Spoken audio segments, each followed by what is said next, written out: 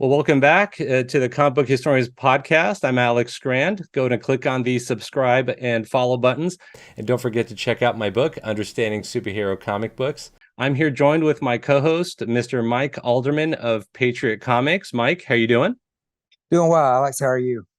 Well, I'm good. The audience doesn't know, but the Jim Steranko interview that we did, or that I did some years ago, actually Mike was there in the room. We were there with him for those 4 or 5 hours from 1 a.m. to 5 a.m. having fun and doing it. And Mike also was kind enough to connect me and my friend Bill Field for the Neil Adams zine we did with his son, Jason Adams. So Mike has been a friend of the Comic Book Historians group for a long time.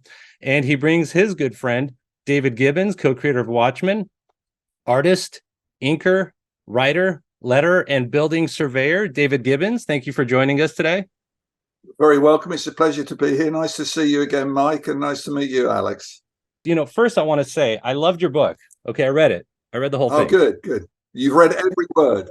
Yeah, I've read every word. I've done all my research. Although there's that, all that info at the end about like a catalog. I didn't read every word of the catalog part at the end. Okay, we'll let you off. We'll let you off that. But I read the narrative, and I loved it. And it really brought your perspective, your emotional, psychological perspective on your career in these interesting anecdotal pieces from A to Z, which I loved. So I just want to say that before I get started. Good. Thank you. So first, how did your childhood experiences, early comic book reading shape your desire to become an artist? And I know that Superman's your favorite. You're more of a DC than a Marvel, DC Comics than a Marvel guy, but tell us about your childhood experiences and your early comic readings. Well, I guess, from the very beginning, American comics made a huge impact on me because back in those days, a lot of the British comics were kind of tabloid format and anthology comics and were in black and white, printed on horrible paper. And then you started to see American comics, initially Australian reprints of American comics, but they were in full color and they were much more exciting and they had complete stories in them. And there was just something really in post-war Britain that was kind of grey and a bit depressed, and there was still food rationing. There was something about this glimpse of American civilization that was absolutely kind of romantic, I guess, as much as anything. It's a bit like the fabled Gardens of Babylon, or impossibly kind of wonderful thing that was off there in the distance somewhere. And not only did you obviously get the comic strips with Superman and Batman mainly to begin with, but you got print ads for like Tootsie Rolls or Schwinn bicycles or Daisy BB guns, none of which we had over here, and all of which looked absolutely wonderful. I also got to go on vacation one year to a place on the coast of Norfolk, which was the site of a lot of American Air Force bases during World War II. And in this row of houses that we were staying in one of, the rest of the people there were Americans. They were USAF guys with their families. And I got to be friendly with some of these American kids. Interestingly, they weren't particularly fond of comics. They had a few comics, but they were things like Archie or, funny animal comics. But of course, they had all the toys and they had all the clothes, all the really cool blue jeans and check shirts and all that kind of stuff that you didn't see in England. And we went back there a couple of times, and that sort of cemented my love of things American. And I'd always liked to draw. My dad, who was in the field of town planning and architecture, he would be drawing plans in the house to make extra money in the evenings. So there was always a drawing board, and there was always professional inks and pens and pencils and rulers and triangles and things. So all that material was there, and I started to make up my own comics with my own sort of kind of knocked off versions of Superman and Batman. Superman was Atom Man and Batman was Birdman, just so you wouldn't suspect anything. And you also had a Team Freedom Fighters as well. Yeah, right? I mean, I just love the Justice League. I mean, in fact, that house ad, I'm sure that you can recall it. When I first saw the Justice League of America, just imagine the greatest comic book heroes of our time are banded together as the Justice League of America. Well, annoyingly, because of the way that comics were erratically distributed, I didn't get to see a real Justice League comic for ages, but I kind of created my own surrogate one, trying to imagine what it would be like if all my characters all got together in one big story. So, yeah, I mean, it was just from the beginning, it was tremendously exciting. I had an older cousin as well who loved comics, and he gave me a lot of his comic book collection. So I was kind of swimming in comics. My granddad worked in a store that sold comics, so he would send me a comic every so often. So it was a thing that was always there in the background. And I had this kind of childish idea that, that at some point I might be able to draw American comics. But it seemed so far off, and that world seemed so far away, that I only kind of half believed it would ever happen. But miraculously, it did. Can you narrate the challenges and breakthroughs of being a self-taught artist in your formative years? I guess one of the problems with copying is, you learn all the surface tricks, you learn all the ways to hatch things and all the little cute ways of drawing noses, or, making things look like you know what you're drawing. But sometimes that's really just repeating patterns. And actually, I kind of made the breakthrough when I studied anatomy. After I decided that I did want to try and be a comic book artist, I studied lots of anatomy books, and that made a huge difference to the quality of my figure drawing. And I also got to go to some life drawing classes, which again made you concentrate on what people really look like and think about weight and stuff like that. So it's an incomplete education. And looking back on it, I sort of wished I'd gone to art school and I'd maybe experimented with things other than just drawing in pen and ink, like, painting and charcoal and stuff like that. But I kind of suspect that if I had gone to art school, I might have rather wasted my time. Whereas because I couldn't go to art school, there was no viable path by which I could get to art school, because the school that I went to was a very academic school, that it kind of gave me something to push against. And I suspect that having to try and make it on my own and prove that I could do it actually gave me more of a spur than it just being handed to me on a plate. And interestingly enough, certainly in England, of people who draw comic books, it's roughly 50-50 between those who went to art school and those who didn't. So I think that, again, what it comes down to in the end is perseverance and motivation. And that was the thing that I did have. And that was the thing that powered me through when my drawings weren't so good, or when I got knockbacks and, thanks, but no thanks. And I noticed, reading your book, that you have a rebellious streak in you from watching comics being, burned, and the anger at that, and kind of your work in underground stuff, that you have a rebellious streak. So maybe there was some rebelling against the system as you did it on your own, which I think is amazing.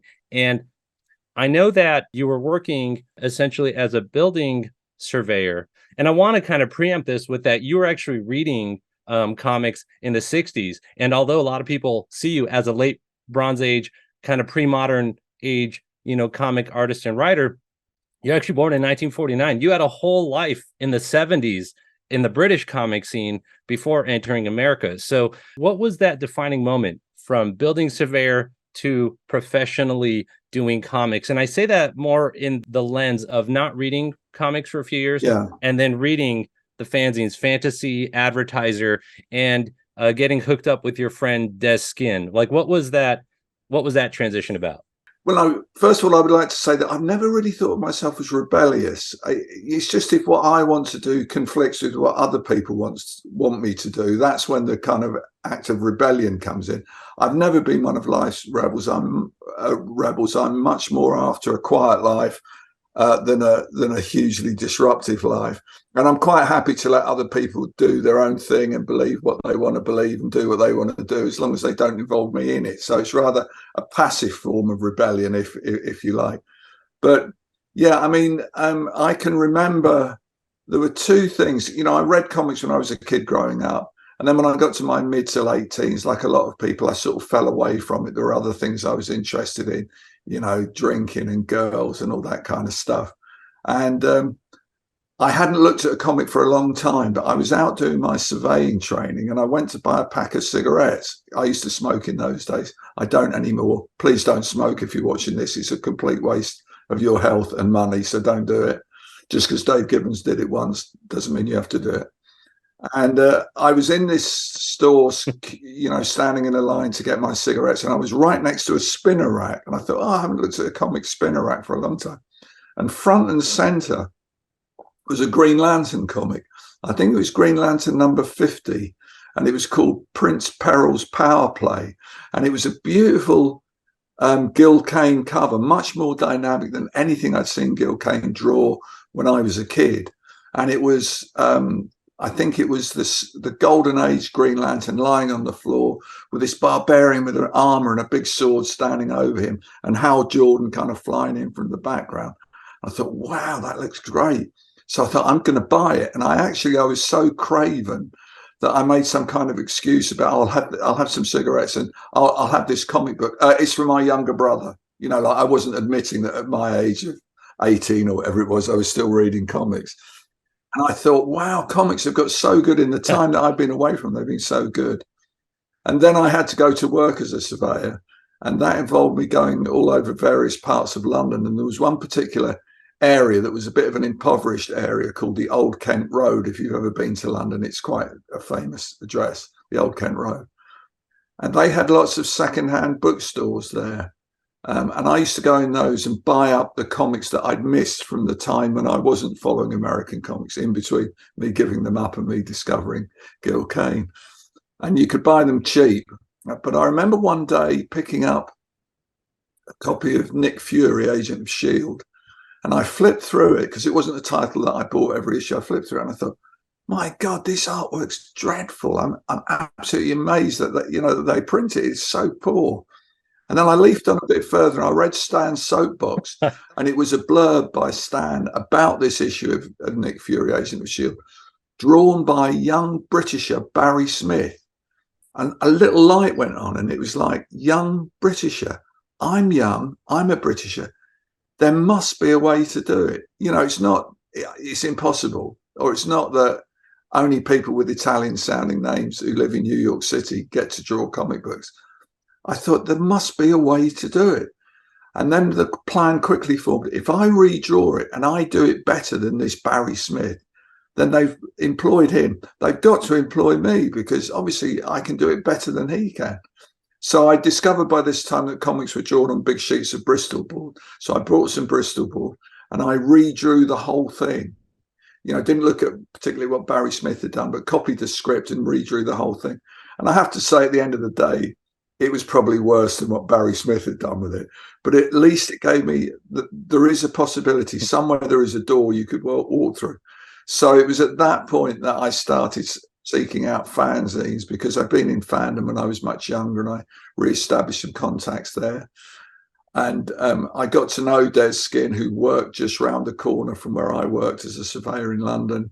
And I took my samples round to him, and he got me some work in his fanzine. I don't think I was quite ready for the professional comics, but I started doing stuff in his fanzine, and I met lots of other people of a similar age to me who were comics fans. And that was how the whole ball really got rolling. Dave, how did working with Agent Barry Coker facilitate your transition into Marvel UK and later DC Comics? Well, it's hard to believe these days when, there aren't so many comics about, certainly in the UK. But comics used to be such a popular thing in Britain that they had to get in artists from abroad, from particularly Spain and Italy and South America, to draw the comics. And because obviously there was a language barrier and a distance barrier, there were several, maybe a dozen art agents in London who specialized just in comics.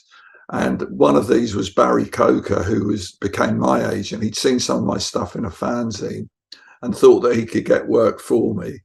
And he was a really nice guy. And I haven't seen him for a year or so, but, I'm still friends with him. He treated me so fairly. He actually, as I got more and more better known, he actually reduced the commission that he took, which is a really unusual thing for an agent to do, no matter what field they're in.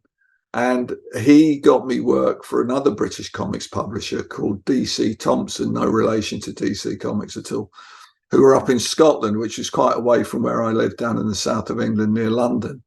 But he had a really good relationship with them, and he got me regular work doing stuff with them. which was really, there was the self-taught bit of my talent, but this was really kind of hands-on comics 101, because although their comics were pretty traditional and not particularly exciting visually, it was all about telling the story. So I would send a penciled episode of maybe 3 or 4 pages, and they would then send it back the following week with notes written on it, with post-it notes saying, we need to see the action here more clearly, or we need to see the reaction on this character's face, or real nuts and bolts of how you should do comics. And they also used to inventory stuff before they published it, so there were no rush deadlines. They give you as long as you needed. They didn't pay you very well, but it was still being paid to learn on the job from people who really knew what they were doing. So by the time things like 2000 AD came along, we're working eventually for DC Comics in the States. I really kind of knew what I was doing. I knew I'd had a real good insider's education on how to tell stories in pictures. And I would never have had that if it hadn't been for Barry Coker.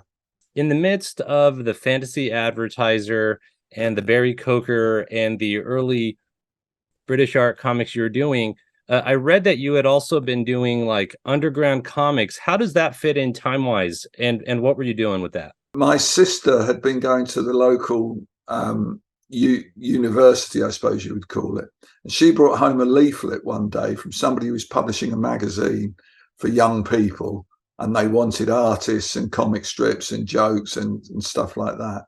And I thought, this could be a chance to get in print. So I wrote them quite a pompous letter saying, I'm Dave Gibbons, I'm a young comic book artist, and I'm a proper comic book artist. I'm not one of those who treats it as a pop art fad. I'm trying to remain faithful to the legacy of the great comics of the past. It was really quite a sort of a pompous thing. Anyway, I met up with the guy who was doing that, and I agreed that I would do a 2-page comic strip for him. And I did a thing called Litterbug, which is reprinted in my autobiography. It's a 2-page thing funnily enough, about damage to the environment, which is quite prescient because that's obviously such an overriding concern today. And that saw print. And then Dez reprinted it in one of the magazines he was doing. And it was seen in there by a guy called Mick Farron, who was on the British underground scene.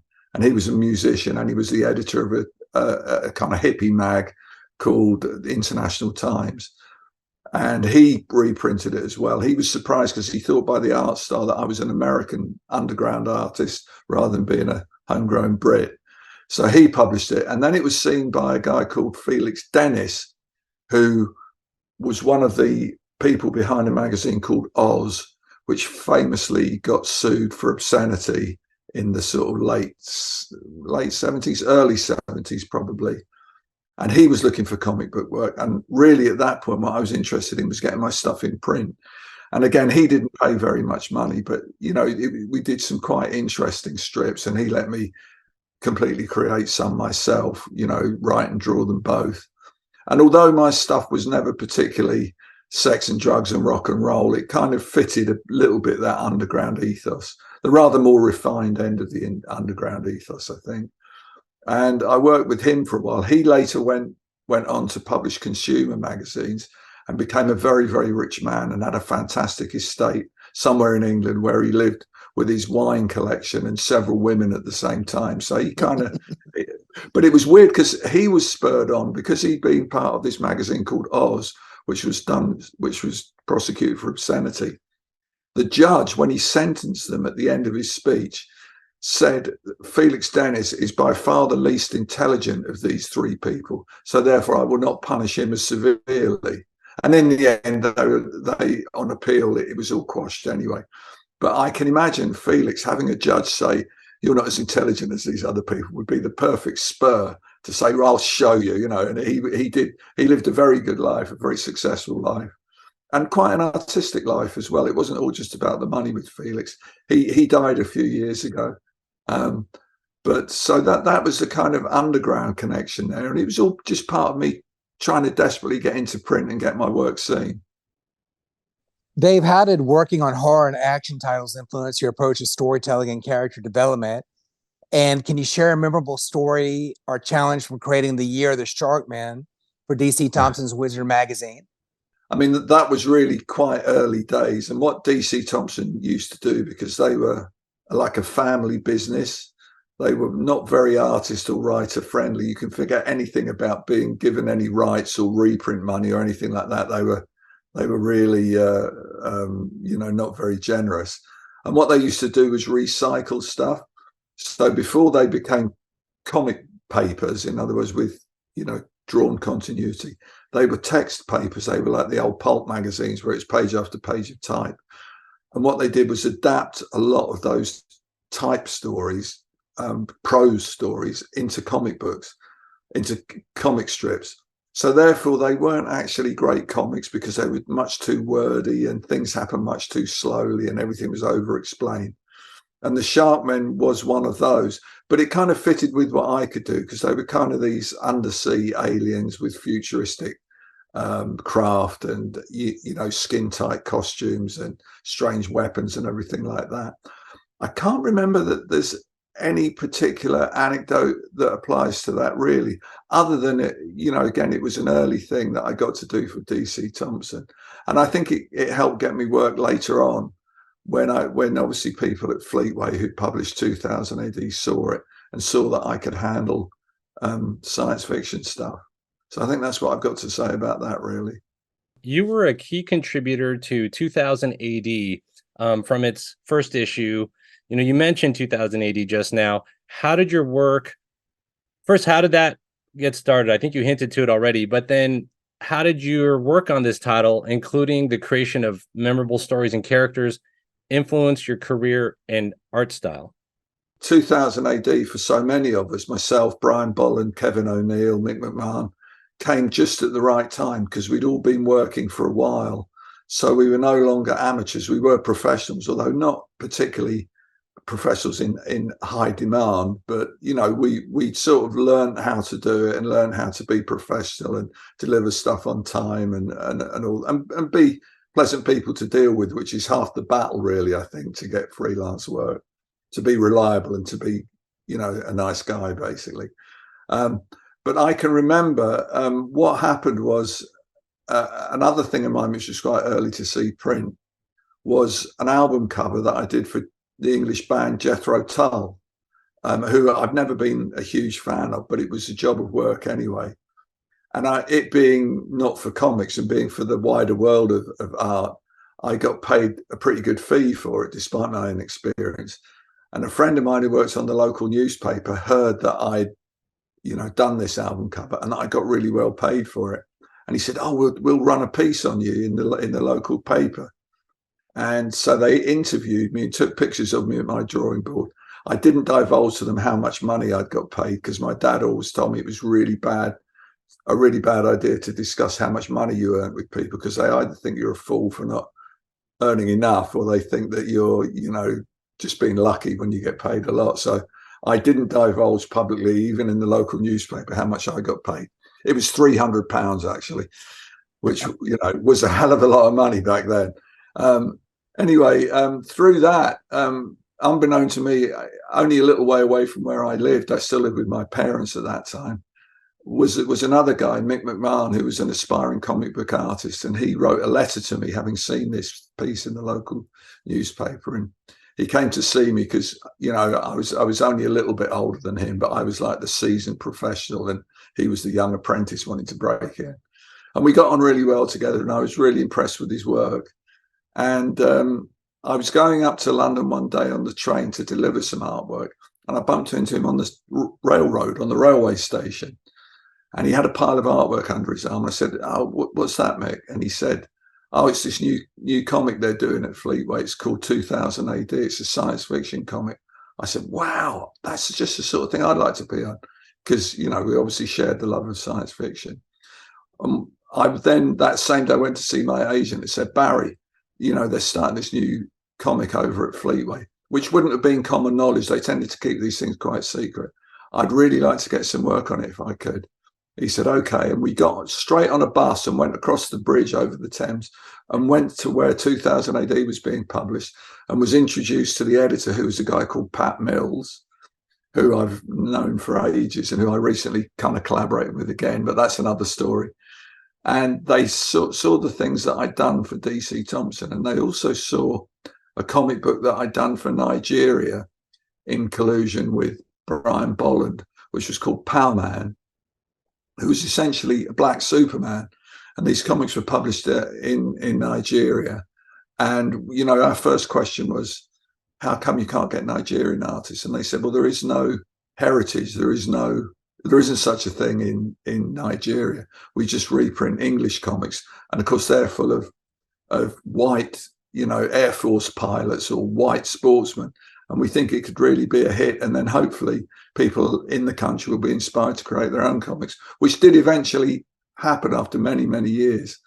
So I'd shown them at 2000 AD Power Man, so they could see that I could draw people, specifically, as if it makes any difference, black people flying through the air, because they had a sports strip called the Harlem Heroes, which was kind of a futuristic version of the Harlem Globetrotters, the base basketball team.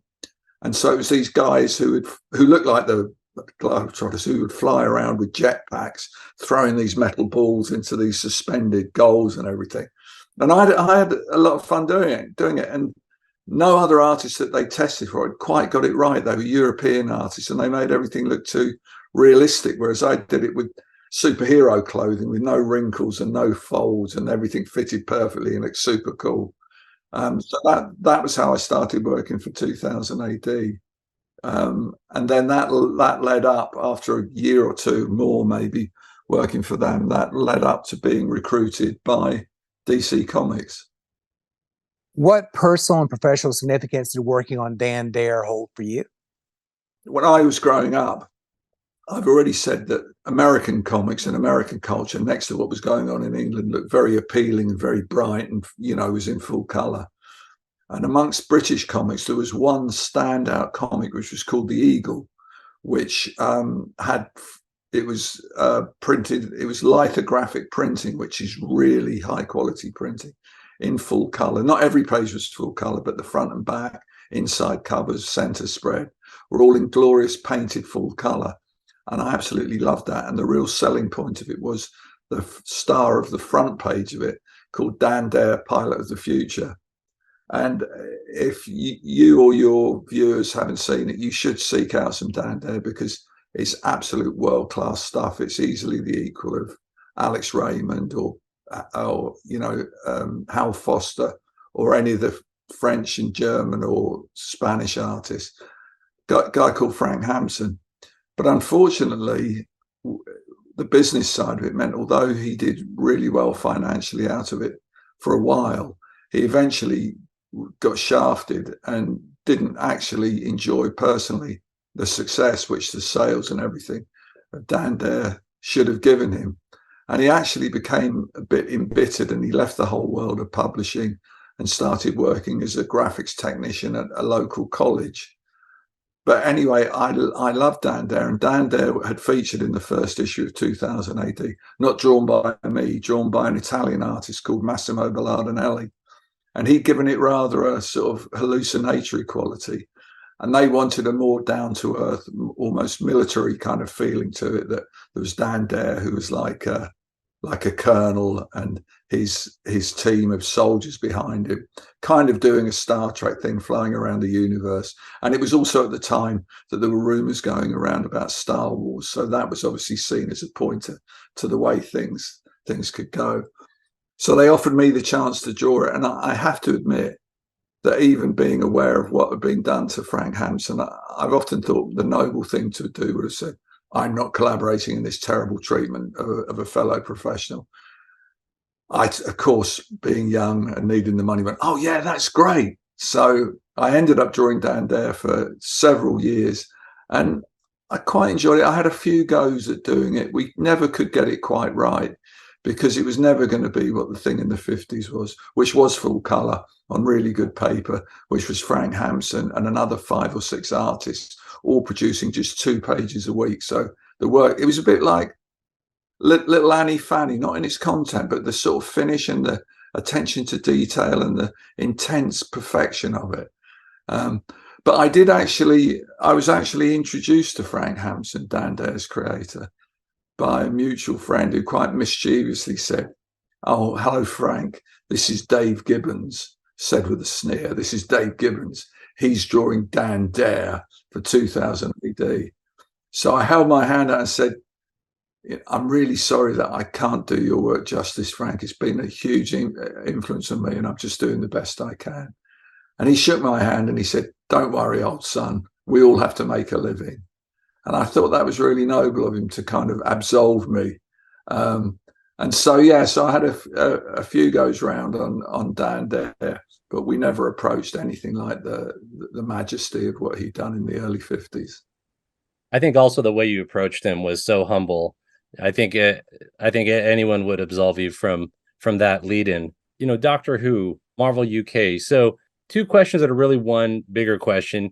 But did Stan Lee's hiring of Dez Skinn from Marvel UK pave the way for your involvement in Doctor Who? Yeah. What unique challenges and opportunities did you encounter working with Marvel UK and working on Doctor Who? Now, that's interesting. Dez had always had his eye on doing not just comics. He had this vision for magazines that could be part comic, part text, part photos. And his magazine Starburst, which I believe he originated before he went to work for Marvel, which was maybe his calling card to Stan Lee, was exactly that. It reprinted that story that I mentioned earlier that I'd done for the youth magazine, and it reprinted some other things. It had a big article and a wraparound cover about Star Wars. And it was a really handsome magazine, and it sold really well considering that it was an independent publication.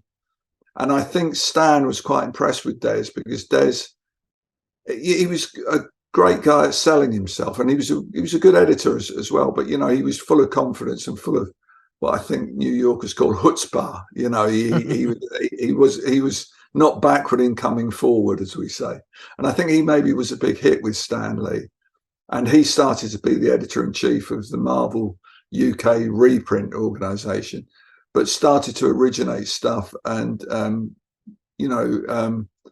got British artists to work on covers and artwork and everything. And he'd long had this idea that there should be a Doctor Who magazine, because Doctor Who, although it did stop for a little while some years ago, it had run very successfully and was a real part of British tradition and culture. But there'd never been a decent magazine about it. There'd been little licensed strips in anthology comics. So he persuaded them at Marvel UK that he could do a Doctor Who weekly that would have comic strips and photos and articles. And he initially approached me to say, could I ink the lead Doctor Who strip, which was going to be penciled by the art editor called Paul Neary, who's a guy who goes back a long time in American comics. He was even, I think, before Barry Smith getting into US comics. But I didn't want to do that because it would only have been like half a week's work for me. I said, no, I'll do it, but I want to do the whole thing. And Dez said, okay, do some samples. So I did some samples to show that I could get a likeness of the actor Tom Baker. And everybody was happy with that. And then I don't think a writer had been set, but I said to Dez that I knew that John Wagner and Pat Mills, who were the real powerhouses behind 2000 AD, I knew that they pitched stories to the BBC, Doctor Who stories for the TV show that had never got made. It was thanks but no thanks. And so I got in touch with them and said, hey, that we're going to be doing this Doctor Who comic. Do you want to write it? And they said, yeah, that would be good, because they could get some money back for the time they'd spent with these pitches. And Dez thought that was a great idea as well, because in one fell swoop, he was getting one of 2000 AD's popular artists and 2 of the easily most popular writers. So we all got paid more money than we got at 2000 AD. He done a big coup, and everybody seemed to love it. It sold really, really well to begin with. Sales fell off, but then they always do with any publication. It was later reprinted in the US as well by Marvel Comics, who did full color editions of it that I did new covers for. But then it's strange the way things go. And this, we're now talking about late 70s, early 80s when I was doing this. But the great wheel turns around and you sort of get back on it again. About a year and a half ago, Pat Mills, one of the writers, originator of 2000, we got a call from the BBC saying that they they wanted to adapt one of our stories for the TV series, a story called The Star Beast. And they wanted to involve us in it and make sure that we were well treated, which is a really unusual thing. It's not the treatment comic book artists usually get. So anyway, we went to South Wales, where they were doing the exterior filming in a huge broken down steel works, and they had an animatronic and an occupiable model of the Meep, who's the lead character in it, a little furry, apparently very friendly little alien, and they had models of the police who were after him, and it all just looked absolutely great. I mean, I've been on film sets before and seen my stuff become real, but this was a huge experience. I got to meet David Tennant, who's the current incarnation of the Doctor, and they paid us, and they made us an ex gratia payment, quite a generous one, and the show aired a week ago yesterday as I speak to you. And it got, I think it was 6 million viewers, which in these days is a pretty good number. And I've had all sorts of people who I've lost track of years ago phoning me up and emailing me to say, hey, we're watching Doctor Who and we saw your name come up. Congratulations. And to be honest with you, I'm not a huge Doctor Who fan, but I think it was such a good episode of the program. It had everything you wanted from a Doctor Who story. It had, the humor, and it had the action, and it had the creepy moments, and it sort of was exciting. And so we were both really, really thrilled after all that time to be associated with it again. So who knows, they might even find a way one day to adapt some of the other stories we did, which would be a great thrill. How did Jim Shooter at Marvel US impact your career by paying you reprint rights for the Doctor Who series, despite not being obligated to? Well, yeah, I mean, that was rather unexpected. I just introduced myself to Jim at a convention, and he said, oh, we're reprinting your Doctor Who stuff. And I said, oh, yeah, that's right. He said, are we paying you for that? And I said, no. He said, oh, we should pay you a reprint fee for that. So I said, okay, great. So I left my details, and they started to pay me a reprint fee. And then a couple of months later, I got a call, and Jim said, I'm really sorry, Dave, but apparently when you did the Doctor originally in England, you signed away all your rights to it, so we can't actually pay you a reprint fee. So I thought, okay, fair enough. He said, but I did personally promise it to you, so if you invoice us for professional art assistance or something like that, we'll pay you the same money. So he did, which I thought was very generous of him. A couple of cynical Americans of my acquaintance said, well, money was never Jim's problem. So but I didn't know him well enough to say whether that was accurate or not. But all I can say is he behaved very generously to me. So thanks, Jim. Yeah. And I liked your punchline with that part of your book where you said, sometimes people just can't win. And I thought, yeah, that's true. Yeah, well, I mean, when you're in a position like Jim Shooter was, where you're in charge of the Marvel Universe, you're going to have your wins, you're going to have your losses. You bet your bottom dollar you're going to piss somebody off. So I think it's just par for the course. How did you get hooked up with DC Comics, and what were the cultural and creative shifts you experienced working on the Green Lantern Corps?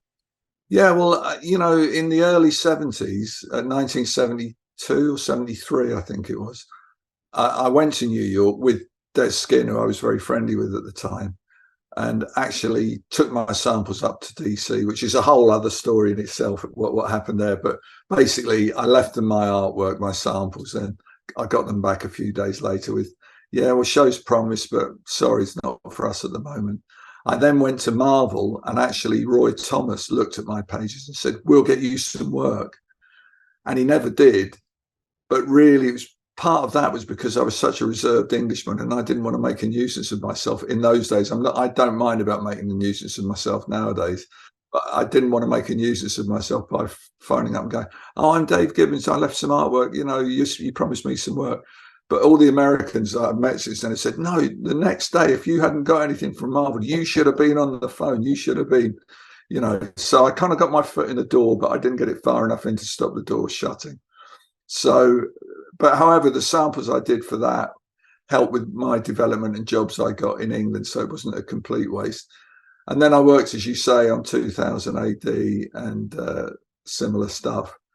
And I did a little strip in Warrior magazine, which also came out around the same time, which was hugely successful and which premiered Marvel Man, later Miracle Man, and V for Vendetta, and was a real, and it was edited and published by Dez Skinn. It was a really seminal work. And the guys over in New York at DC and Marvel both had seen that, you know, there was obviously this pool of writers and artists in England who could do stuff that was kind of inspired or based on American comics, but looked completely different. You know, it had that English kind of twist to it, as some of them said, but not quite accurately, that Monty Python feel, you know, that it was, we were viewing it in a slightly different way.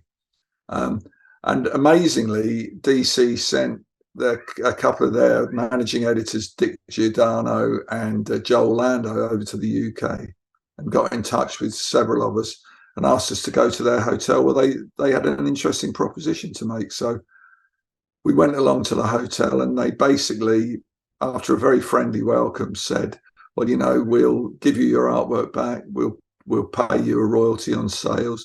We'll pay you if we reprint it.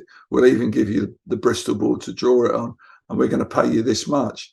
And even the page rate was much, much more than we were getting in England. And all the other benefits made it literally an offer that you couldn't refuse. So from that point on, which was, I think, in about 1981 or something, I've worked for DC Comics. And it's amazing, really, because it was my ambition as a kid to be an artist at DC Comics, and not knowing how to get there. But everything came from looking at that Barry Smith, Agent of S.H.I.E.L.D., and the people I met along the way. And it was just, there's a lot of luck. There must be a little bit of me deciding what I wanted to do and what I didn't do, and a lot of perseverance as well. But yes, so I've done far more work for DC than I've done for any other publisher in the world. So I guess it all worked out well. What was your impression of Julius Schwartz, and how did he influence your career, especially during your time at DC Comics? Well, Julie was the editor of all my favorite comics growing up, you know, all the Silver Age revival, The Flash, Green Lantern, Hawkman, Atom, Justice League.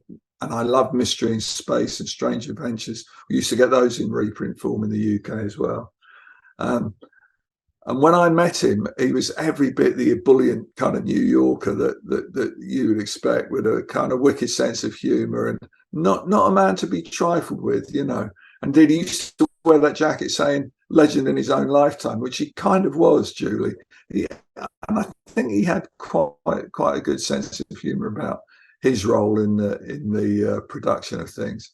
But he became very friendly with us Brits, myself and Brian Bolland and Alan Moore in particular, because I think, frankly, he was very flattered that we were such huge fans of the comic books that he'd edited so many years ago.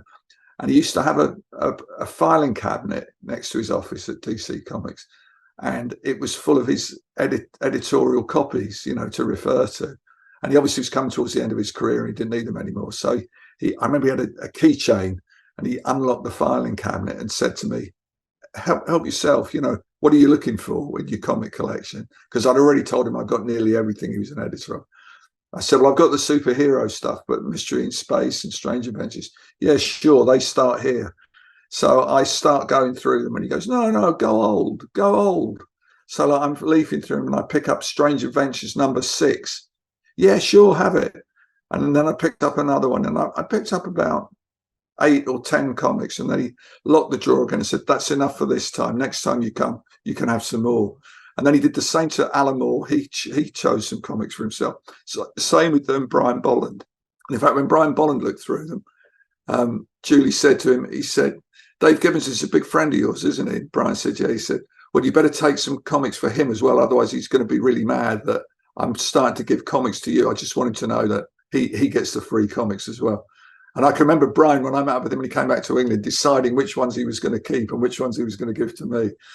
And then one day, I got a big brown manila envelope in the mail from Julie in New York, and it contained, and this is in my book as well, a print of this, contained a copy of Mystery in Space #1, again from 1950 or thereabouts, and in really sort of poor condition, the cover hanging off it and a bit torn up. But he'd written on the front page of the comic, to Dave Gibbons, a #1 comic for a #1 artist. And I actually felt myself get a bit emotional because, again, it was a thing that as a kid, this guy who was behind all these things that I love so much actually considered me now to be a #1 artist. So yeah, he had a tremendous influence on me. And Alan Moore and I did a Superman annual for him where he treated us very well. And it's one of my favorite comics that I've ever worked on. So that came from Julie as well. And then I remember him introducing me to a load of science fiction writers at the World Science Fiction Con in England. So yeah, he was a good man to know. I didn't know him for very long, and I guess I didn't know him very, very well. But again, he was good to me, and he fulfilled every hope and dream that I might have had of meeting him when I was a kid. Tell us about kind of your initial impressions when you first discovered Alan Moore, like kind of when you first did stuff together, which I think goes back actually to England, and then share your experiences on working with Alan on the Superman story for the man who has everything and the creative process for that. Yeah, I mean, I do remember vividly the first time I met Alan. I was at a comic convention, one of the very first conventions that I'd been to, where I was on the signing side of the table rather than standing in line on the other side of the table. And a guy appeared at the front of the line, and it was a writer called Steve Moore, who I'd worked with a little bit. And he said, "Oh, hi, Dave. I'd just like to introduce you to somebody. This is my friend, Alan Moore." And I said, "Oh, is he your brother or your cousin?" He went, "Oh, no relation. You know, they just happen to have the same surname." And I said hello to Alan, and he said he wanted to be a writer. And I said, "Oh, that's great. You know, nice to meet you. Good luck. Perhaps we'll do something one day." And that was as much as I thought of it. But then I started to see his name in print in Warrior magazine, and in 2000 AD, and in a lot of the reprint stuff that Marvel did. And I thought, hey, this guy can really write. He's got a really interesting take on it. And it's sort of qualitatively different than most superhero comics that you read. So I was quite intrigued. And then at that time, because I was working on Doctor Who and still doing stuff for 2000 AD, 2000 AD would give me little 2- and 3-page stories just to use as fillers, you know, just to fill the issues up, really. And I'd worked with all sorts of writers, but I worked with Alan a couple of times. And I was always thrilled to get one of his scripts because they were such a joy to draw. And he obviously, you know, had as I say, a different quality about his work. And then we did one particular story, which was called Chrono Cops, which was done like the mad spoof of Dragnet. And it was about these two cops who traveled space and time. They were chrono cops. They were time cops to stop the time streams going astray. But it was all told in this really sort of 1950s cop TV show way. And it was quite a complex story to do because it involved time travel and elements repeating themselves. So I had to Xerox lots of bits of artwork and paste them in. And I think Alan was amazed that I was able to make sense of it. And he said at that point, he was quoted somewhere saying, he knew at that point that I could draw anything he asked me to, which would be very useful later on in our careers. And so I wanted to work with him. He wanted to work with me. And we put together a couple of pitches for DC, because by that time I was starting to do work for them.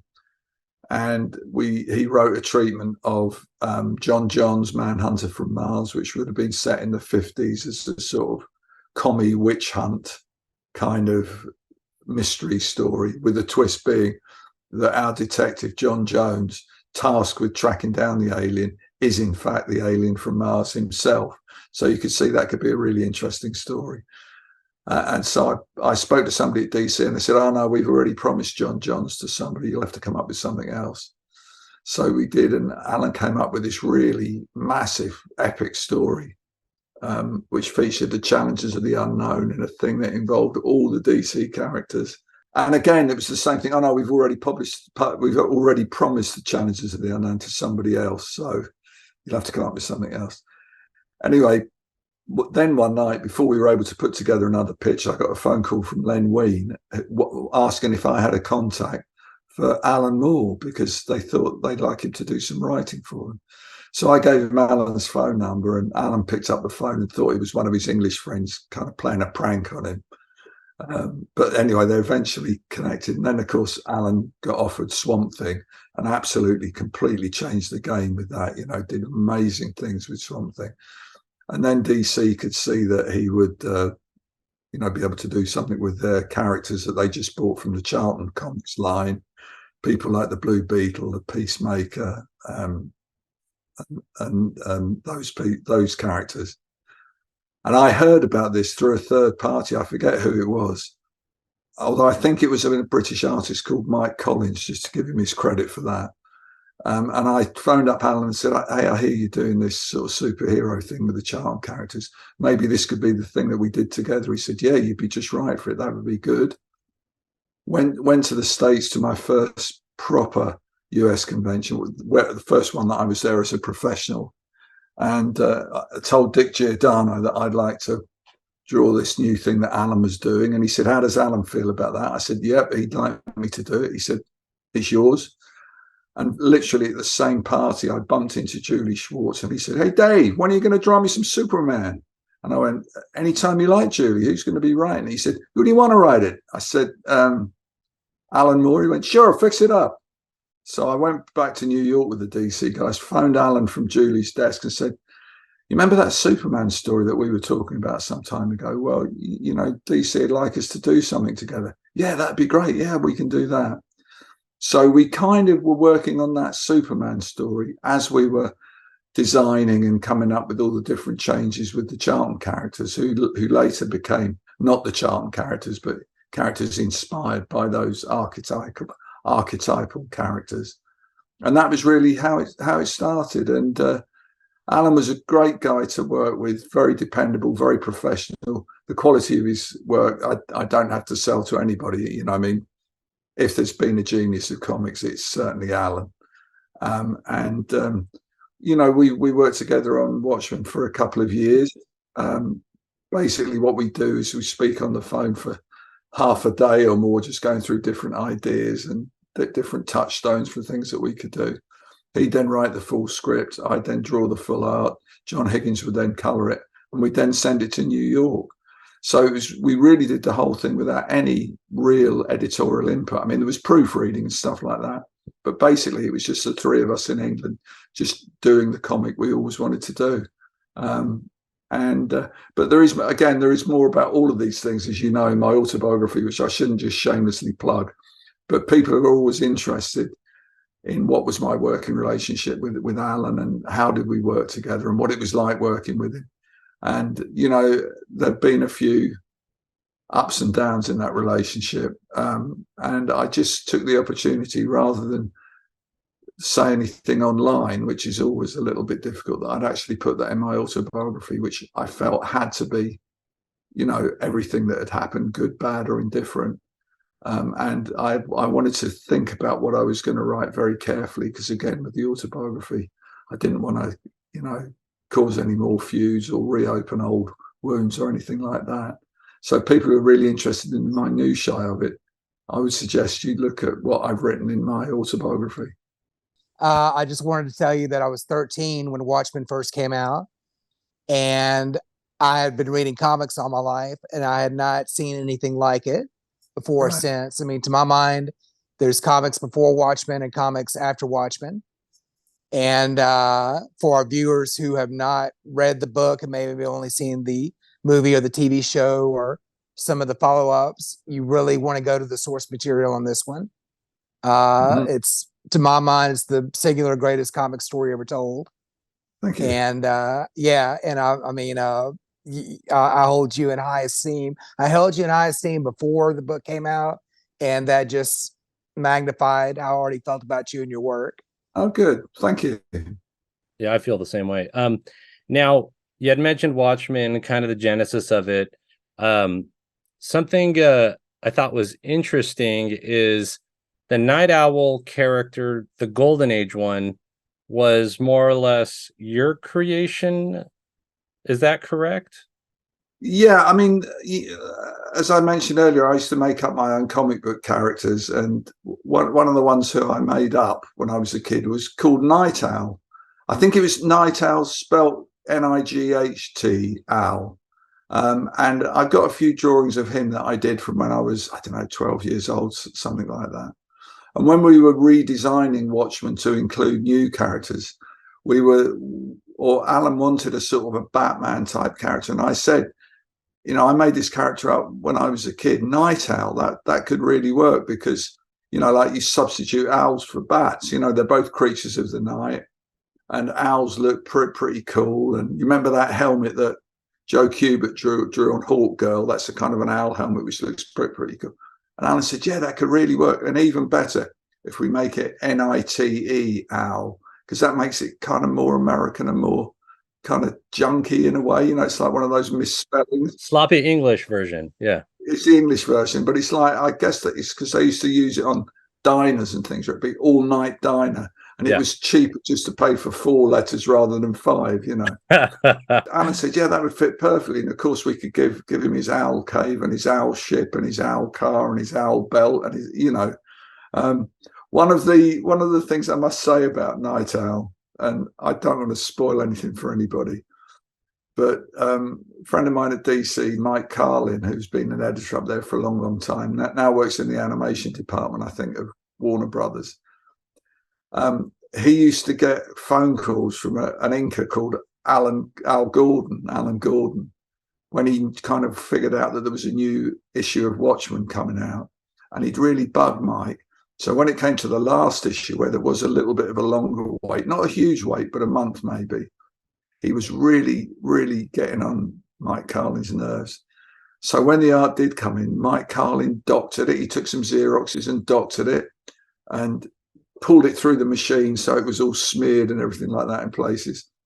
And then he had some of the balloons relettered, and there's one little scene in it where, after everything's done, Nite Owl and Silk Spectre, Dan Dryberg and Laurie Jaspexik are in Adrian Veidt's fortress at the South Pole, and they're resting and they're lying on Nite Owl's cape, and they're obviously making love, or they're about to make love.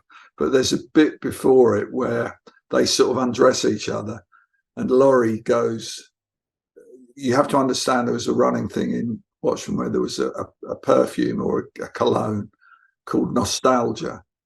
And so she's undressing Dan, taking the hood of his costume off, and she goes, Dan, that smell, what is it? And Dan Dryberg goes, Nostalgia. So that was a very touching scene. So Mike Carlin had it relettered. So she goes, Dan, that smell, what is it? And Dan goes, owl shit. And it's the funniest thing. But I now, and probably the rest of you won't be able to read that sequence without thinking, owl shit. So I think that's the full story on Nite Owl. Also, when it came to props from the movie, there was one prop that I really wanted, and that was the statue of Nite Owl.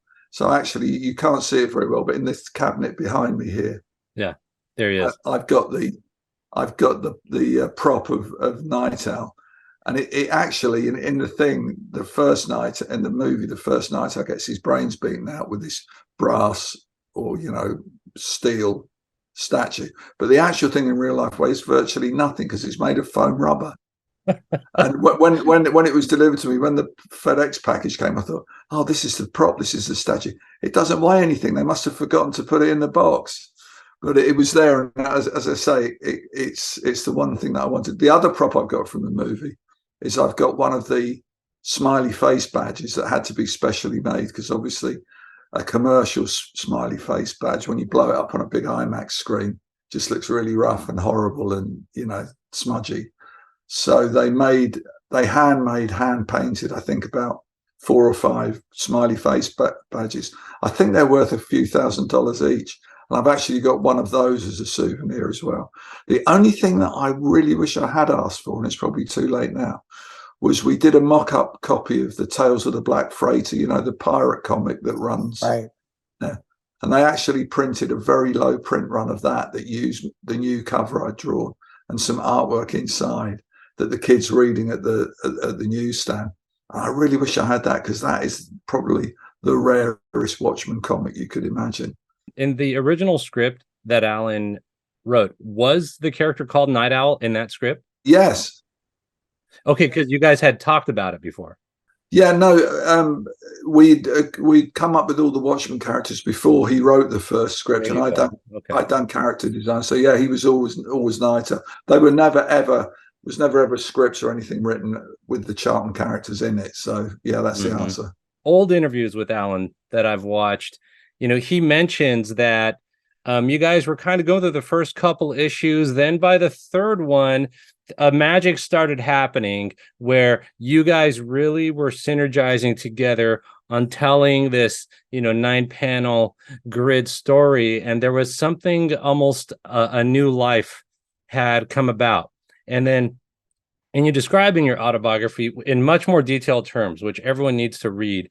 But in a quick summary is that there was a fandom developing around it. And you guys were at the heart of this, almost the target of this intense fandom, which interestingly almost became something that that contributed to almost just wanting to almost not see each other and just do other stuff. Maybe everyone will almost focus on the new stuff, and culturally everyone keeps focusing on Watchmen. And as the media adaptations have occurred with it, it seemed like you more embraced it and he distanced from it, and then that contributed to a little bit more of a personal separation.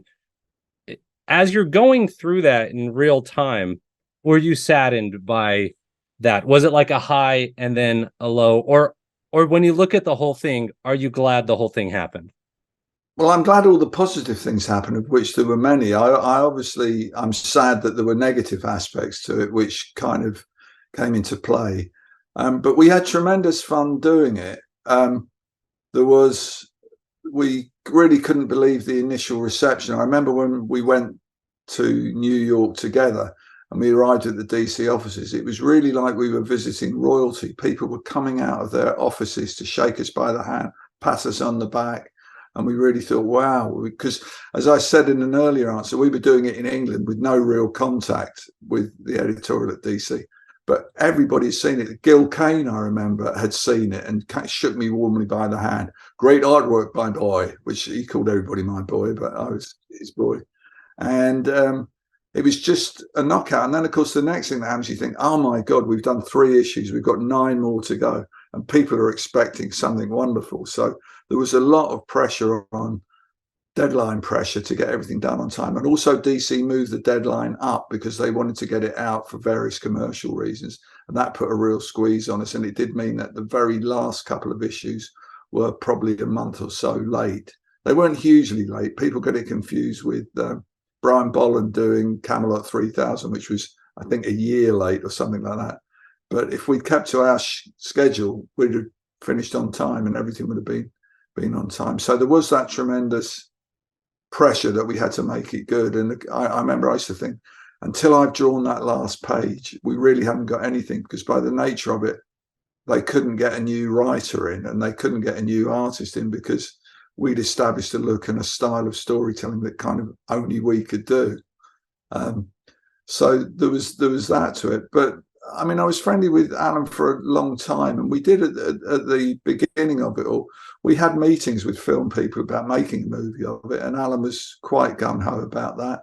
We both collaborated with doing a role-playing game, so it wasn't an issue.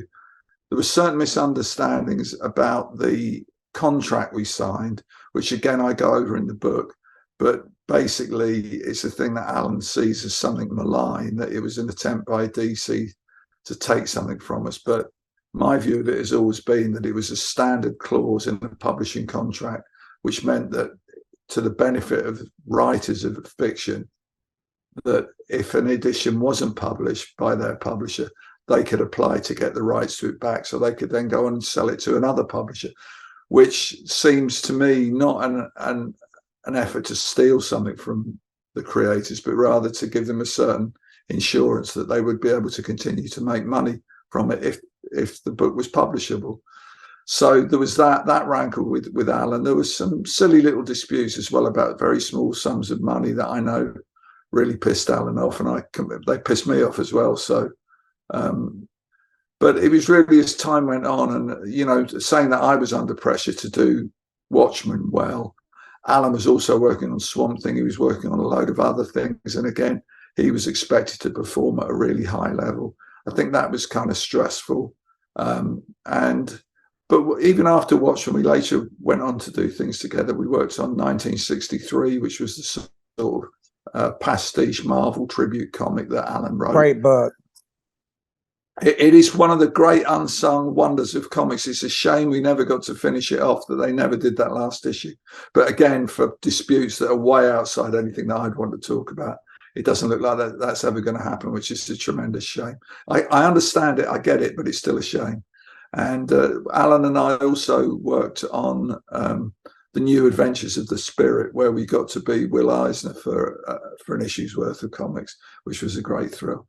But then, yeah, for various reasons, which again I go into in a considered way in my autobiography, you know, we drifted apart, and eventually our friendship failed, which is a thing that I regret, because I greatly valued Alan's friendship, and you know, it was with a heavy heart, and it was much more in sorrow than in anger that we reached the parting of the ways. And it's now been, God, it must be 12 years, more than that, since I spoke to Alan. And I mean, he's got plenty to do, and he's perfectly busy and productive outside comics. But I'm just really glad that I got to do the collaborations with him that I did, which are undoubtedly, you know, the high spots of my career. What were your thoughts about Watchmen being named one of the top 100 novels of the 20th century by Time magazine? That was a surprise. I mean, some cynics pointed out that Time magazine is published by Warner Brothers, who own DC Comics, so that rather brought me down to earth. But I mean, I think apart from anything, the fact is something that I worked on that got to that position, I'm obviously thrilled about and very, very flattered by. And also, it's just good to see that, you know, a graphic novel or a comic book essentially could make it into that sort of company. I mean, there was some incredible classics of Western literature in that list, and I take it with a little pinch of salt, but nevertheless, I'm very flattered. And yeah, I mean, yeah, if they think it's worth putting in a list like that, who am I to say it isn't?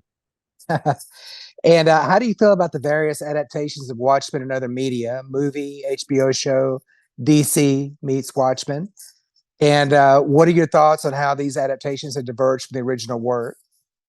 Yeah, well, I mean, there's a few different things going on there. You've got the movie adaptation, which was a straight adaptation from one form into the other, which is basically, it follows the same story. It's got a slightly different ending, although it makes the ending makes sense. And I think although the ending for the comic book was great, it made sense to change it in the way that they did for the movie of it.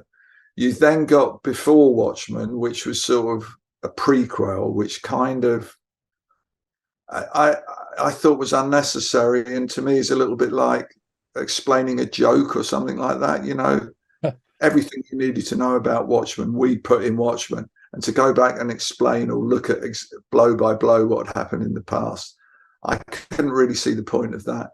And I mean, they had some great people working on it, and I haven't ever actually read them. I flipped through them, and there's some really nice artwork in there.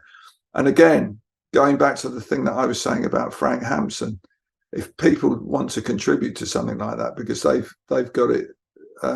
They've got the love of Watchmen. Who am I to say that as fellow freelancers they shouldn't? So I bear nobody any grudges or ill will about it. It's just I probably, and I got offered the chance to participate in it, but I really wasn't interested.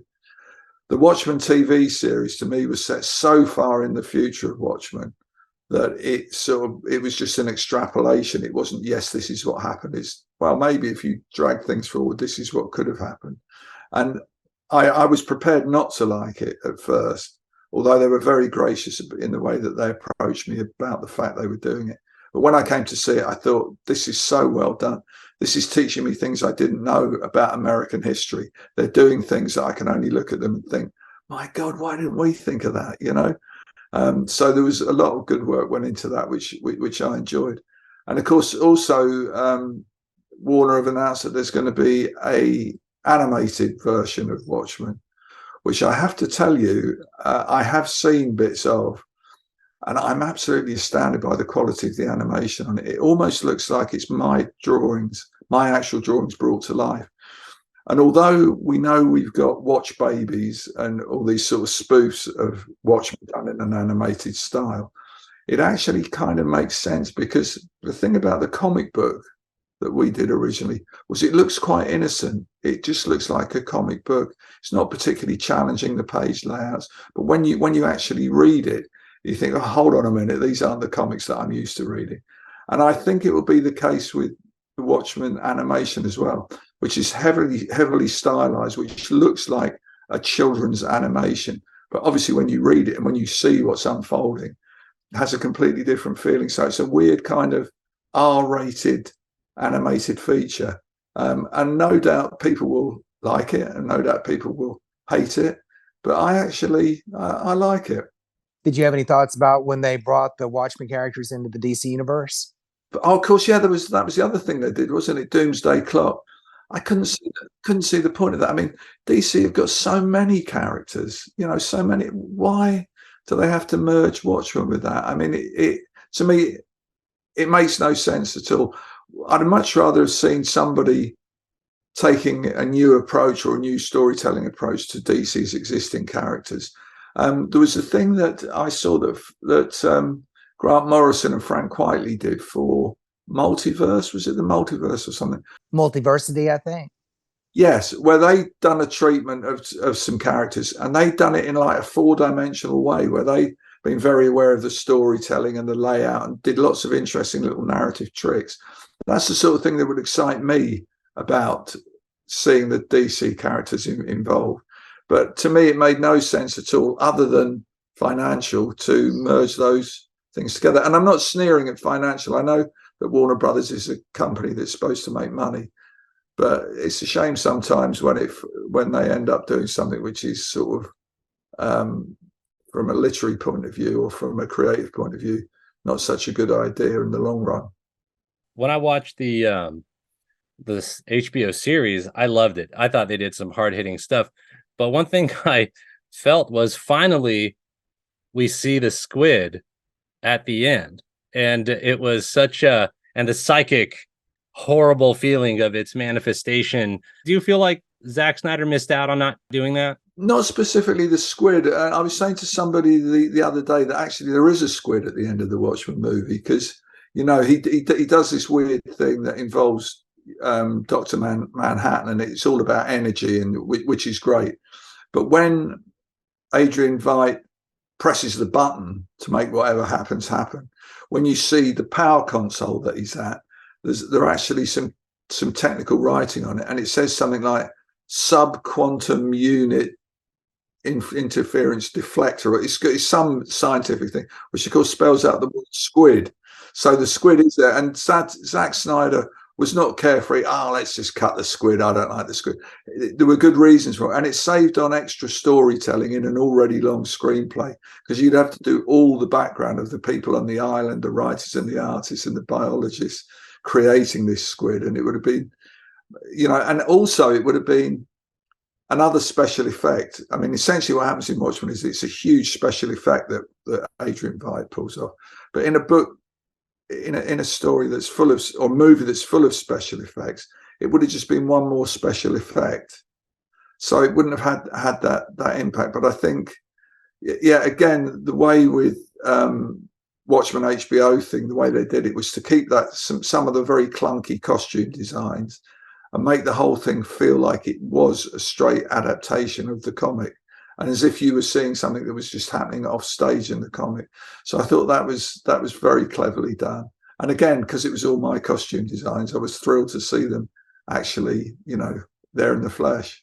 How did you navigate the transition to focusing more on writing and inking in the 1990s? You know, just writing is a very different thing and you're obviously very well spoken, very good writer. How did you navigate that transition, and how do you find that as far as personal satisfaction compared to the drawing? When I was growing up, as far as I knew, it was all done by one person. They wrote the story, they lettered it, they drew it, they coloured it. I had no idea at that stage that. So my ambition was not just to do DC Comics, but to do everything about them, to sort of write them, draw them at the same time.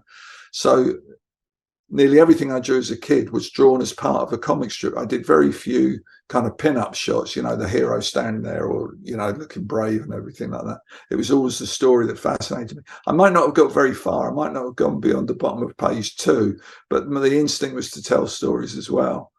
And I'd always had a yen to write things. And so whenever I was offered anything to write, I would take it just to try out my writing. And I found that I actually enjoyed doing it. And it was a different challenge than drawing, because drawing is very heavily to do with craft and manipulation of objects and materials, whereas writing is much more cerebral, much more thoughts, much less bogged down in the technique of how you get it down there.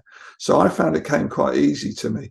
And as you discerned, and with my autobiography, I am a man of many words. I love words. I love to get the right word. I love to tell people little stories and anecdotes, again, as you can tell from my autobiography. And again, Mike Carlin rears his head because he saw a little thing that I did for a magazine called A1, which was a story called Survivor, drawn by Ted McKeever. And it was a sort of a bleak and dark take on what it meant to be superheroic. But Mike saw that I'd done for no money. I'd just done for the fun of it, to do something with a friend of mine. And he said, "Hey, how would you like to write World's Finest, Superman, Batman team up?" I said, "Absolutely, yeah. Who's drawing it?" He said, "Steve Rude." I said, "Sold. Yes, I want to do that." So that was really my first major writing gig, which, to work on Superman and Batman straight out the gate with a really great artist was very flattering. And I really enjoyed doing that. So I actively looked for more and more work, and I guess I must have done okay, because again, on the strength of the jobs I'd done, I was offered more work to do, until I ended up writing and drawing my own thing completely with the Originals, which was again kind of semi-autobiographical. But the thing I discovered there, though, was that although I love to write and I love to draw, that actually to do both is a little bit lonely. You've got nobody to compare notes with. You've got nobody to get feedback from. Being a sort of an artistic type, you sort of fret and worry whether what you're doing is any good, whether anybody really cares about it. So I found that a bit hard. In the end, I got the editors at DC to phone me up once a week and ask me which page I was on. And, I'd be shamed into actually making sure I'd done at least a couple of pages so I could tell them I'd moved on. But again, as it happened in the end, it was very well received. I actually got an Eisner Award for it, which was amazing to me. So I do love to write. I greatly enjoy doing my autobiography.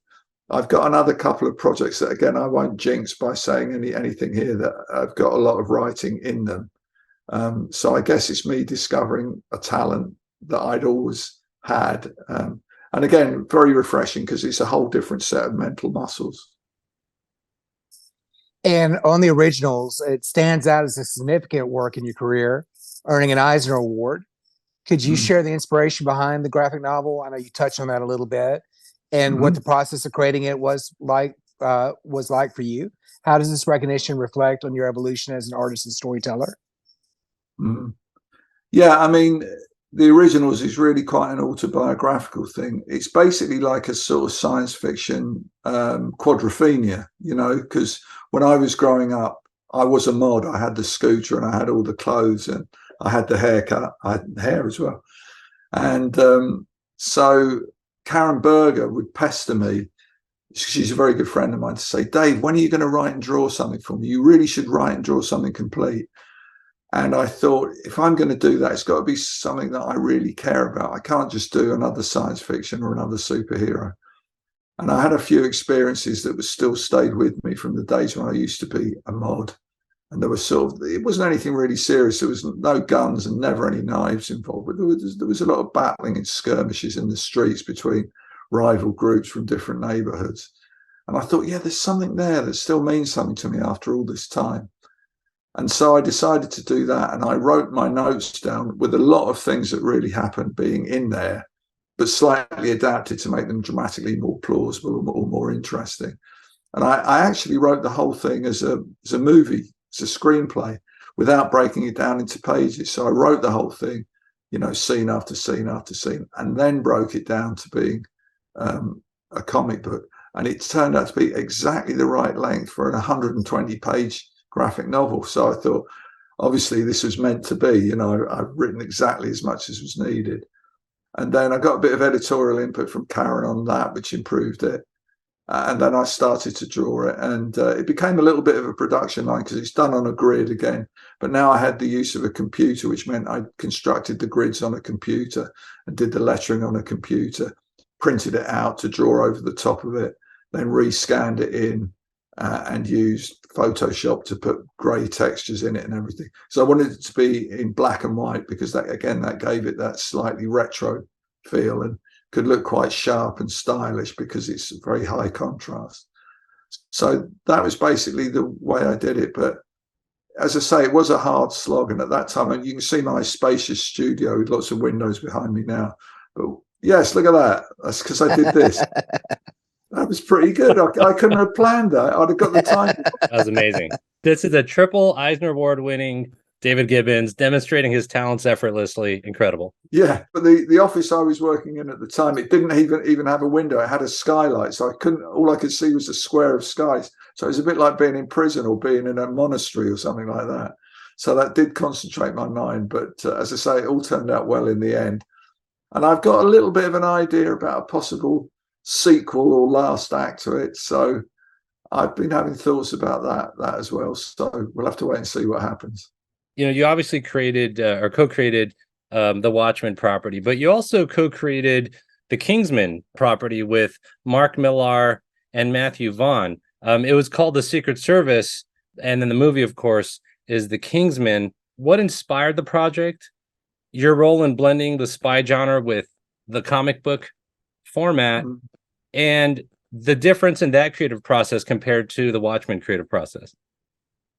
Yeah, it was a funny one, Kingsman, actually, because its actual origins lay with Mark and Matthew Vaughn, who met up on the set of some previous movie, I think probably Kick-Ass. Kick-Ass. And they bemoaned the fact that there weren't really any good fun spy stories around anymore, that, you know, James Bond had become sort of full of angst and self-doubt and a sort of a tragic figure rather than an aspirational figure who's got the best weapons and is suave and gets the girls every time. You know, that we all used to walk out of the cinema thinking, yeah, we could be James Bond, you know. And so Mark came to me with it because we'd known each other for quite a while, and as happens when you make friends with people in comics, you say, hey, wouldn't it be great if we could do something together? And he asked me if I was up for it. And I said, what sort of story are you talking about? He said, oh, it's a spy story, an espionage thing. I said, oh, that'd be great. I've never done anything like that. So long story short, we set off on doing that. There were a few humps and bumps along the way. But then what happened was we were developing the comic book and elaborating on the basic concepts as a comic book while Matthew was doing it with the movie.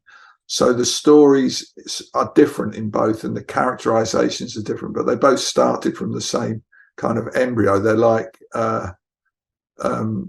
twins who aren't perfect twins, you know.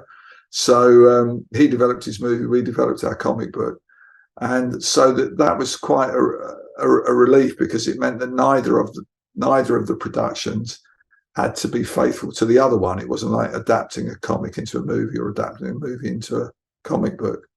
So we sort of went along completely separately, and of course, as you know, the first Kingsman movie is an absolute hoot. I don't know anybody who doesn't like that movie. It is all the things that you want from a spy movie. It's got humor, it's got action, a fantastic performance by Taron Egerton, who manages to hold his own against, you know, Colin Firth and Samuel L. Jackson. I got to meet Samuel L. Jackson on the set of it, which was a thrill. Wow. He's every bit as cool as you think he is. And so it was a great experience. And they did a sequel to it, and they did a semi prequel with the Kingsman movie, But my hope is, and I have no insider knowledge of this at all, other than what I read on the internet, that they do another Kingsman movie, because I really want to see what happens once Eggsy has grown up and once he's now the man rather than the apprentice. So yeah, it was a great thrill to be involved with that, and Mark's a great guy to work with. So yeah, it was a lot of fun. Can you share a story that encapsulates your experience working with Frank Miller or another notable creator? We did a book called Martha Washington together. Great book. Thank you. It was called Give Me Liberty. And yeah, we worked on that over many years. It was our fallback thing when we weren't doing anything else. And it's really weird because we follow Martha's life from beginning to end, because it took such a long time to do it. Every time we came back to fill in another episode, we would have changed in what we were interested in, storytelling terms or character terms, and the world would have changed right up until the present day, when if you look at some of the stuff that's going on in Give Me Liberty and look out the window or look at the TV news, you know, there's not a lot of difference, you know, and there are elements. It's an interesting thing, Martha, because it's a Western, and it's a science fiction thing, and it's a coming of age thing, and it's a satire, and, you know, it's got commentary in it. So what we've both found over the years is that Martha became very real to us. You know, you work on fictional characters, and sometimes, you know, they're fictional characters, and that's the only way you think about them. But Martha has established a sort of presence for us that you know, we kind of love her, and we sort of regret that she had to die in the end. And you know, she feels like somebody that we knew quite well, and she was with us through many ups and downs in both our individual personal lives. So I look back at it, and it's almost like a diary or a journal of stuff that happened over those years. And we've always had the hope that it would be translated into TV or movie. Again, I don't want to do any spoilers, and I've got no authority to say that it will be, but that's still very much our hope, and it looks like it might come real. Who would you like to see play Martha? Well, you know, it's a gift part for a young black actress, isn't it? I mean, she's such an empathetic character. Again, the reasons we love her, she's not some warrior queen, you know, she's actually just a down-to-earth, normal human being who, through her own bravery and her own intelligence and her own abilities, drags herself from a really bad position into a much, much better one, and along the way, you know, happens to save the world as well. So I just love the concept of her, and I think she's a tremendously strong character for an actor to get their teeth into. You're the UK's, United Kingdom's first Comics Laureate. What specific goals did you set to change the perception of comics in education during that period, and how important was that for you? Well, it was quite important because, you know, I've always been a fan of comics. I've always naturally wished that more people read them, not from the point of view of how much more money we can make as comic creators, but, you know, they are a pleasurable and exciting way to spend your time. And they are reading. You know, so much of entertainment nowadays is passive. You just sit there and let it wash over you. Whereas there's something about actively reading, escaping into a world that you can carry in your back pocket, you know, that I've always thought is well worth pursuing and celebrating. And we've nowhere near exhausted the possibilities of what you can do with comics. But the whole Comics Laureate thing was created by a friend of mine who's a school librarian. And he's organised all sorts of events and teaching things using graphic novels and comics. And he suggested this idea of a Comics Laureate, and thought I'd be a good person to do it, because obviously I've got a wide experience of comics, and also, you know, if you ask me a question, I'll talk for hours, as you've just discovered. So I'd have been a good person to do it. So it was basically going out with the concept of spreading the word about comics through school teachers and school librarians. But the thing that I found, it was like pushing against a door that wasn't even locked. There was a great receptivity to them. A lot of teachers and a lot of librarians were really interested in trying to get comics to the children, you know, as a way to an in-ramp to lead to reading and to, you know, having the enjoyment of reading, as I've just said. And they were actually more interested in knowing what kind of comics were age appropriate and what I would recommend and what other people would recommend and what benefits they had. I also got to partner with Oxford University Press, who are a major academic book publisher here, on a special series they brought out where they'd done comic book graphic novels specifically aimed at school children that they would get, work notes on, and they would discuss in class and everything, which seemed a wonderful thing to me. And there was one particular point where I thought, yeah, this has been worth doing. My stepdaughter is a school teacher, and one day in English, they were talking about comics. She was actually helping teach some children with learning difficulties who weren't natural readers. And they started talking about comics. And one of these kids said, "Please, miss, I love comics. I love manga." She said, "Well, that's really good. I'd like to see some of what you're reading." So the next day he brought in his school bag, he brought in Frank Miller's graphic novel 300, which is all about the Battle of Thermopylae. And he loved this book. So through virtually a comic book, he learned about an aspect of ancient history that he would never read a book, but through a comic book, he'd read about ancient history and now understood the Battle of Thermopylae, which I reckon most people have never even heard of. So that was a very concrete and positive thing to say, yeah, this is what you can do if you get comics into the hands of young readers. How did your comic artistry influence your approach to designing Beneath the Steel Sky and other games, such as your work on Broken Sword? Well, I was approached by a guy called Charles Cecil, who ran the company Revolution that produced Beneath the Steel Sky and Broken Sword and so on. And he'd become aware of Watchmen, and he thought that I could put my skills in world building and design of environments and characters to good use in computer games that, again, need you to boil things down to their essentials, to be very economic with information and to, plan things very carefully. And we did a game called Beneath the Steel Sky that was created on Amiga computers. I mean, we're talking about the early 90s here, with, 5 megabytes of RAM, or so, some ridiculously low figure. All the figures, the sprites were constructed pixel by pixel.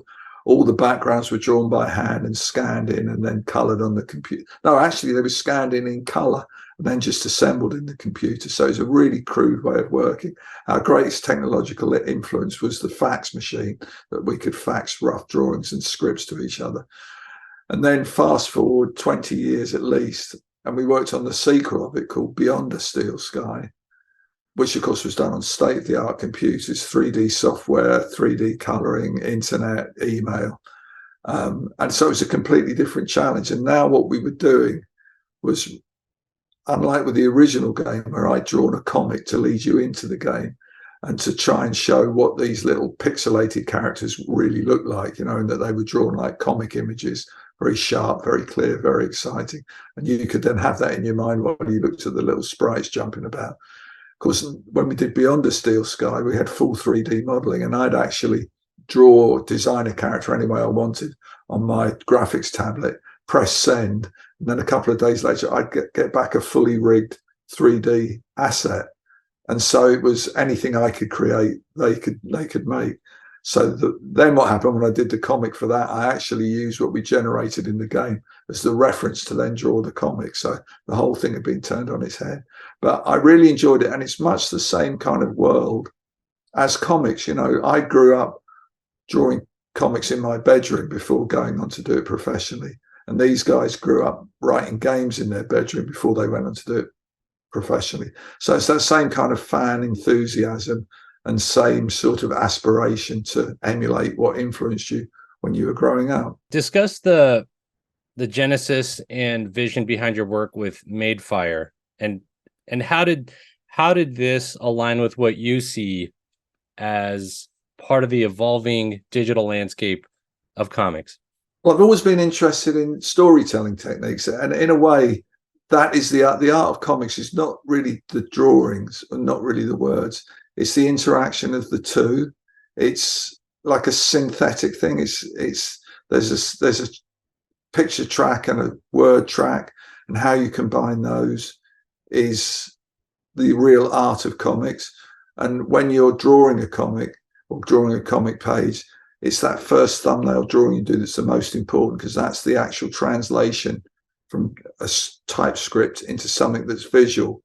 And obviously, with the new technology that's available, you can now carry a phone in your pocket or an iPad or some other tablet, and you can actually read comics on that. But you can not only just read them like a slideshow, like a sort of Comixology kind of thing, where you just slideshow through, which is fine and is a good way of reading, but you can actually do much more. You've got control over the speed of transitions. You've got control over page turns. You know, in a regular comic, if you want to surprise the reader, you've got to have the surprise on the turn of a page. So you have to plan your story to take notice of that. But with something like the Madefire platform, you can actually add animation, timing, and so on to your story. And it gave you like a huge new dimension you could work in. You could have sound on it as well. And so that was something I was really quite interested to get into. One of the people behind it was Liam Sharp, who people know as a top superhero artist, who's an old friend of mine. And he started this thing up in collaboration with a school friend, Ben Wostenholm, who was the CEO of a really successful branding company and a brilliant artist as well. And we spent many years developing ideas for this and getting some interest going in it. Eventually, I'm afraid, as happens with so many startup things in the technology sector, at the end of the day, it ran out of money, or it couldn't get any more funding, to say it more accurately. So nothing came of that, but it did give me a lot of pleasure, and we put a lot of creativity into it. And I think we paved the way for other experiments in that area. And of course, as processes get faster, as animation gets faster and easier to do, all these things are going to have an influence on it. So I just love stories told in words and pictures. And if you can use the latest technologies, so much the better. You know, it's funny, you were talking about when you write and draw the comic earlier, how isolating and you can be grumpy. Even, yeah, I think you even mentioned in your book, you can even be a little grumpy a little bit with your family or personal relationships, and you're almost in this tunnel where you don't really know, you know, how other people would think about it. I can relate to that. When I wrote my history book on superhero comic books, I had that same feeling. But before I wrote that book, and it's available on Amazon, everybody, just, you know, and other online book retailers. But before I did that, I did a lot of motion comics. I did about 7 motion comics.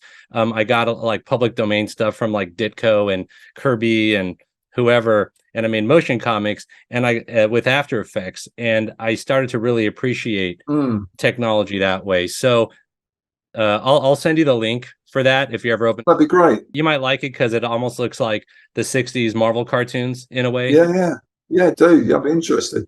Dave, how do you see the evolving relationship between comics, video games, and movies in today's cultural landscape?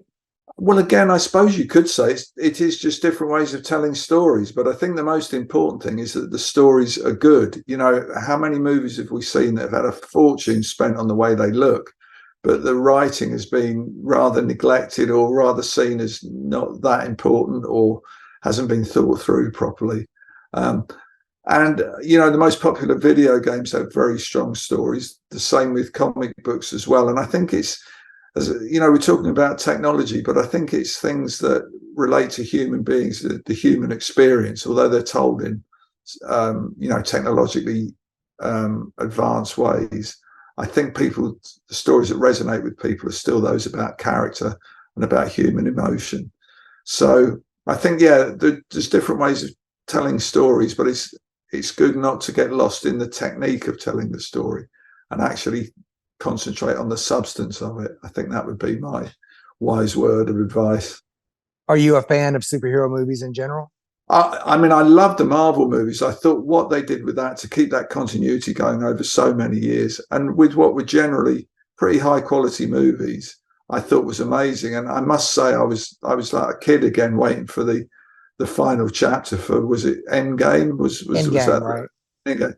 I remember going to see it with my son-in-law, and we made sure we were in plenty of time, that we'd been to the bathroom, we weren't going to talk about it during the movie. And we sat there for 3 hours over long. I was absolutely entranced.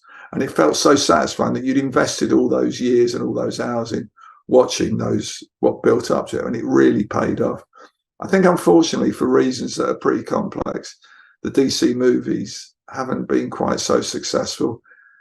There've been some great DC movies. I mean, I think in particular the first Wonder Woman movie, which I thought was absolutely excellent. And a Christopher Nolan Batman, again, I enjoyed. It's hard to start listing things because I'm obviously going to miss things out that I actually quite like. But again, I think it comes down to how good the story is. And I think because Marvel always relied on a lot of cross-continuity between their print comics as well, I think it was perfectly made. And I think, again, what was wonderful was that they stuck to the original creations. You know, they didn't try and fancy them up or update them. It was really the same stories, often just translated into movie form. So I thought that was very successful. It would seem that superhero movies might have had their day, but then again, so many other movies are superhero movies in all but name, you know, that I think that kind of action adventure genre is always going to be a staple. And I think actually the Marvel movies felt more like espionage or combat movies with believable characters rather than the slightly more fantasy and magic orientated DC approach. But that's just an off the cuff thought that's just come to me. I wouldn't want to be quoted at any great length on. Then reflecting, you know, on the past, on comics, how you and comics have evolved over the decades.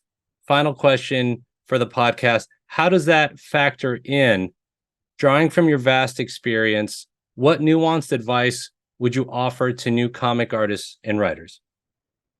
I think if you want to get into comics, you have to really love them, because you're going to spend a lot of time sat in front of a computer or sat at a drawing desk, and you've got to really love to draw, and you've got to be prepared to put a lot of time and a lot of effort into learning to draw properly.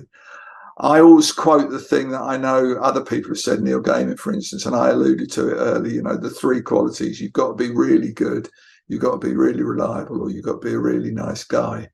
And if you've got any two of those, then you probably can make a career in comics. And certainly at the beginning of my career, my work wasn't that good, but I could be a nice guy and I could get work in on time. So you've got to be aware of what your strengths are. You've also got to be prepared to listen to criticism. And I showed my work to lots of people and got pushed back with it. So you've got to be prepared for disappointment. Perseverance is a really important thing.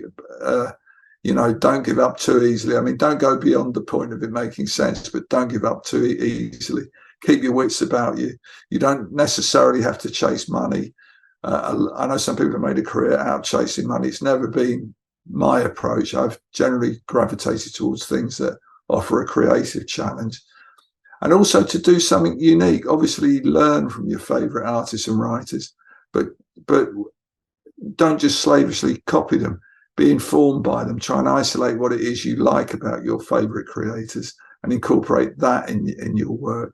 But make yourself indispensable and give yourself a look to your work that is completely yours. It's irreplaceable by anybody else. That's another key to it. And you know, always be aware it gets pretty serious, particularly out there on the internet sometimes. But this is about entertainment. This is about people enjoying life and enjoying the creative expression and generally having fun. So amongst all the other stuff, if you can keep that spirit of fun going. Just as a concluding remark, you mentioned Jack Kirby earlier. He's a huge influence on me. I loved his stuff when I was growing up. A particular era of his stuff, actually the pre-Marvel superhero work, stuff he did in the 50s. And there's one particular job of his. It was a science fiction comic called Race for the Moon. And I eventually, again, it's another long story that's in the autobiography, but I tracked down some pages of his artwork that were my favorite story when I was a kid. It's a story called Space Garbage, and it was published in Race for the Moon Comics.